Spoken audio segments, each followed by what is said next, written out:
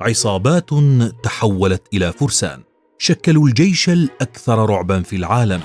جيش لا يقهر، حمل الدمار أينما حل وارتحل، قتل وارتكب المجازر، حتى تجاوز عدد ضحاياه 40 مليون شخصا. لقب بالجيش الأفظع بالتاريخ، وهابه العالم القديم أجمع، إلى أن وضع المسلمون نهاية لأسطورته في واحدة من أشهر المعارك وأشرسها. سنتعرف في هذا المقطع إلى نشأة الجيش المغولي وأهم استراتيجياته وتكتيكاته وأدواته، ولماذا صنف ضمن أشهر الجيوش بالتاريخ، وكيف حطم المظفر قطز أسطورة هذا الجيش العظيم. من عصابات منتشرة إلى جيش موحد. كان المغول بداية عصابات من البدو منتشرة في السهوب الأوراسية، واحترفوا الإغارة على جيرانهم ونهبهم، حتى جاء جنكيز خان فوحد القبائل المغولية كلها تحت رايته، لتتحول الغارات البدوية البسيطة إلى معارك وحروب سوت إمبراطوريات كاملة بالأرض. ولم يكن هؤلاء لينجحوا دون الاستراتيجيات التي اتبعوها منذ نشأة جيشهم، فقد وصفوا آنذاك بأنهم ترعرعوا على ظهور الخيول، الجملة الصحيحة حرفيا، إذ كانت الخيول أساس ترتيبة جيشهم، وارتبطت رتبهم العسكرية ورواتبهم بحسب جودة الخيول التي يركبونها. بداية عمد جنكيز خان إلى تجميع المغول في جيش كبير قسمه إلى قسمين: جيوش صغيرة لا يتجاوز عدد أفراد الواحد منها الآلاف، تسمى قوات الإمبراطور، التي يتم تجنيدها من الإمبراطور المغولي نفسه، ويختارهم من رجال القبائل المقربين وأقاربه بالدم. كان هؤلاء أرفع شأنا من الجنود العاديين، ويتولون مهاما أكثر حساسية كحراسة قصر الإمبراطور ومرافقته، ولهم تجهيزات خاصة وخيول من نوع خاص، وينقسمون إلى مشاة ولواء مدفعي خاص، ويخضعون جميعا لما سمي آنذاك المانسابدار، وهي وحدة عسكرية إدارية تتولى تنظيم الجيش ومرتباته. كذلك قسم الجيش المغولي ل4 فروع: سلاح الفرسان أسواران، والمشاة بيدجان، والمدفعية طوبخانة، والبحرية، وكلها عبارة عن فروع أو طبقات من الجيش المغولي الأعظم، كان أهمها سلاح المدفعية. إليكم تفاصيل هذه الترتيبات. سلاح الفرسان الفرع الأكثر تفوقا في جيش المغول، يتولى تجنيدهم القادة في المانسابدار، ويعرفون بأنهم ذو كفاءة عالية، ويتميزون عن بقية الجنود بارتدائهم الزي التقليدي المغولي، كما يستخدمون عادة السيوف والرماح والدروع، ونادرا ما يحملون البنادق، ودروعهم مصنوعة من الفولاذ أو الجلد. كذلك فقد استخدم الجيش المغولي الأفيال التي كان يركبها الجنرالات، وتستخدم بشكل أساسي لنقل البضائع والأسلحة الثقيلة. كما ضم الجيش وحدة من فرسان الجمال يختارون بعناية من رجال المناطق الصحراوية مثل راجستان، وقد كان الفرسان على اختلاف تصنيفهم سر القوة المغولية. المشاة يتم تجنيدهم أيضا من قبل المانسابدار، وأحيانا من قبل الإمبراطور نفسه، حيث كان يطلق على مشاة الإمبراطور اسم أحسام، ويعدون في الطبقة الثانية من الجيش، ويتقاضون رواتب سيئة، ومعروفون بفقر تجهيزهم وقلة انضباطهم، وينقسمون إلى باندوكشي أو حاملي السلاح وحاملي السيوف والخدم والحرفيين، ولا يخصص لهم سلاح محدد، ولا يرتدون عادة أي دروع. سلاح المدفعية من أهم فروع الجيش المغولي، حيث اعتاد الأباطرة استخدامه على نطاق واسع، أشهرهم الإمبراطور بابور الذي اعتمد على سلاح المدفعية لتأسيس سلطنة المغول في شبه القارة الهندية. وتتألف المدفعية المغولية من مدافع ثقيلة ومدفعية خفيفة وقنابل يدوية ومقاتلات. تعرف المدافع الثقيلة بأنها باهظة الثمن وثقيلة وصعبة النقل، لذلك تستخدم الأفيال في جرها إلى ساحة المعركة، وكثيرا ما كانت تنفجر في ساحات المعركة مخلفة آثارا كبيرة. تأتي بعدها المدفعية الخفيفة التي تعد الأكثر فائدة في ميدان المعركة، وتصنع أساسا من البرونز وتجرها الخيول. كما يشمل سلاح المدفعية البنادق الدوارة التي تديرها الجمال، وعرف هذا النوع بفاعليته في ساحة المعركة.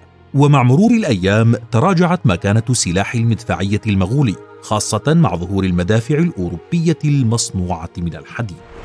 القوات البحرية تعد أضعف فرع في الجيش المغولي، فرغم امتلاك الإمبراطورية المغولية للعديد من السفن إلا أنها كانت صغيرة جدا نسبيا، ومهمتها الرئيسة القرصنة والسطو على السفن، ولها تواجد قليل مقارنة بغيرها من الوحدات في الحروب المغولية.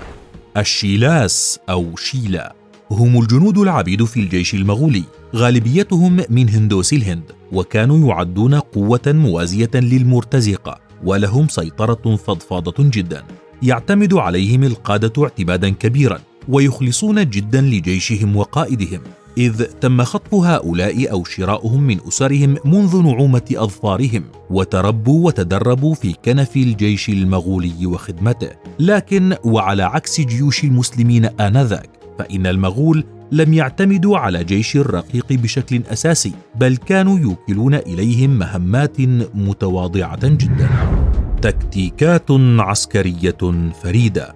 اتبع جيش المغول تكتيكات واستراتيجيات عسكرية متميزة مكنته من تسيد العالم القديم، فامتد نفوذهم على آسيا القارية وأجزاء من الشرق الأوسط وأوروبا الشرقية.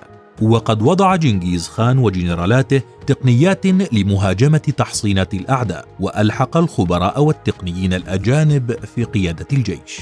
ومما تفرد به الجيش المغولي آنذاك منع نقل القوات بين الوحدات، فكل قائد حر في وحدته ويقودها بالطريقة التي يراها مناسبة، وهنا يبرز التنافس بين الوحدات لتنفيذ هجمات أكبر. ووفق هذه الفكرة قسم الجيش المغولي إلى وحدات صغيرة تصل إلى 15 وحدة أحيانا، ما ساعدهم على تطويق الأعداء ونصب الكمائن ومطاردة الفارين منهم بسهولة. كذلك كان الجنود الأفراد مسؤولين عن معداتهم وأسلحتهم مسؤولية تامة، وعادة ما يحتفظ كل جندي ب3 أو 4 خيول، وهو ما يسمح لهم بتغيير خيولهم أثناء السفر الطويل دون الاضطرار للتوقف بسبب تعب الحيوانات، فالخيل يرتاح على الأقل من حمل فارسه أثناء السفر، والفارس يغير الفرس كلما شعر بتعبه، ويمنح ذلك الجنود والخيول قوة على القتال والهجوم، كما حدث معهم في غزوة المجر أوائل عام 1241، حيث استطاعوا تغطية ما يصل إلى 100 ميل كل يوم من أرض الحرب، وهو ما لم يستطع القيام به جيش قبلهم. أيضا كان هؤلاء يستغلون الأوقات والطرقات التي لا يتوقع أحد الغزو منها، فخلال غزوهم لروسكييف استخدموا الأنهار المتجمدة كطرق سريعة. وعموما كان الشتاء موسم غزو بالنسبة إليهم على عكس جيوش العالم آنذاك، وفي ساحة الحرب كانوا يقيمون حالة عدوهم، فإن شعروا بضعفه دقوا الطبول إنذارا، وهي علامة متعارف عليها لديهم للهجوم على رماة السهام مباشرة. الجميع مسؤول. على عكس المتوقع، فإن جيش المغول لا يخضع لتدريبات مكثفة أو قاسية، بل يعتمد كثيرا على المرونة، فالقائد يمنح جنوده مرونة في تنفيذ الأوامر، إذ أن المهم لديهم تنفيذ الهدف الأكبر للخطة، وهو مقدم على الطاعة الفورية للأوامر. وبهذه الطريقة تجنب المغول عقبات الانضباط المفرط التي لطالما تسببت بإعاقة الجيوش عبر التاريخ، فمن خلال تحميل كل فرد بالجيش مسؤولية الجيش كله بات الجميع مخلصون لمسؤولياتهم ولأهدافهم ولبعضهم ولرؤسائهم. الأدوات والأسلحة. عرفت جيوش المغول بالخفة، وذلك ما منحها حرية الحركة، حيث كانوا يحرصون على ألا تعيق أدوات الجندي حركته، وكان كل جندي يحمل طعامه معه، وهو عبارة عن كمية من اللحم المجفف والمفروم. أما خيولهم فكانت من الخيول الجيدة، والتي يستطيع الفارس حلبها والعيش على ألبانها خلال الغارات. أما معدات الجيش الثقيلة فيتم جلبها بواسطة العربات التي تحمل المدافع، وربما كميات إضافية من الرماح والسهام. أيضا تفرد المغول في مجال الاتصالات، إذ أنشأوا نظام محطات تتابع بريدية أسموه أورتو، استطاعوا من خلاله إجراء المراسلات السريعة التي غطت خدماتها الإمبراطورية المغولية كلها. أما في ساحات الحرب اعتمدوا رموزا وشارات محددة للتواصل بينهم، استخدموا فيها أعلام الإشارة والأبواق وحتى السهام أحيانا. كما تعددت أسلحتهم التي كان أشهرها القوس المغولي، وهو السلاح الأساسي للقوات المغولية، ويصنع من قرون الحيوانات والخشب. كذلك بقي الرمح السلاح الرئيسي لمحاربي السهوب لأكثر من 2000 عام، إذ كان المغول ماهرين للغاية باستخدامه. ولرماح المغول 3 أنواع بحسب ثقل وزنها، وهي مفيدة لمفاجأة العدو وإخافة الخيول قبل بدء الهجوم الفعلي. أما السيوف المغولية فهي عبارة عن سيوف توركو مغولية منحنية قليلا، تتميز بشكلها وبنيتها التي تجعلها سهلة الاستخدام. أيضا من أسلحة المغول البارود والمدافع والقنابل المعروفة باسم قنابل الرعد، والتي استخدموها في حصار تشانغ تشو في المراحل الأخيرة من الحروب المغولية الصينية. كذلك عرفوا أيضا باستخدام رمح النار في حروبهم، والذي أسموه رمح النار الطائر، إذ كانوا يجوفون الرماح ويحشونها بفحم الصفصاف وشظايا حديدية ومكونات أخرى قادرة على الاشتعال، ثم يضعون في نهايتها فتيلا، وعندما يحين الوقت يشعلون الفتيل ويرمون الرمح ليعمل حينها عمل القنبلة أحيانا. كذلك يذكر أن أقدم مسدس موجود بالتاريخ هو مسدس إكساندو، وهو مسدس مغولي سمي بهذا الاسم لأنه اكتشف في أنقاض القصر المغولي إكساندو الموجود في منغوليا الداخلية. كما اعتمد المغول في حروبهم على المقاليع والآلات وآلات الحصار التي ساعدتهم في غزوهم الوحشي لبغداد عام 1258، حيث كان الجيش المغولي يصطحب معه مهندسين مهرة لبناء آلات حصار من الصفر من المواد الموجودة في أرض المعركة، وكي يتجنبوا عناء نقل المعدات لمسافات بعيدة. ومعظم هؤلاء المهندسين هم أسرى صينيون أو فارسيون، وكان هؤلاء المهندسون أحد أسرار نجاح وقوة الجيش المغولي، إذ استطاعوا دائما إيجاد الحلول البديلة لأي مأزق تكتيكي يقع فيه المغول في ساحة المعركة. ومن التكتيكات الحربية التي اشتهر بها المغول تكتيك الخراش، إذ يجمعون الأسرى ويستخدمونهم كدروع بشرية يدفعون بهم إلى المقدمة فيمتصون سهام العدو. باختصار، كانت تكتيكات المغول مزيجا من التدريب البارع والتواصل الممتاز، فقد تلقوا تدريبا على كل الاحتمالات تقريبا، ما جعلهم جاهزين دائما للرد، وتميزوا بانضباطهم التام حتى مع عدم وجود قادة.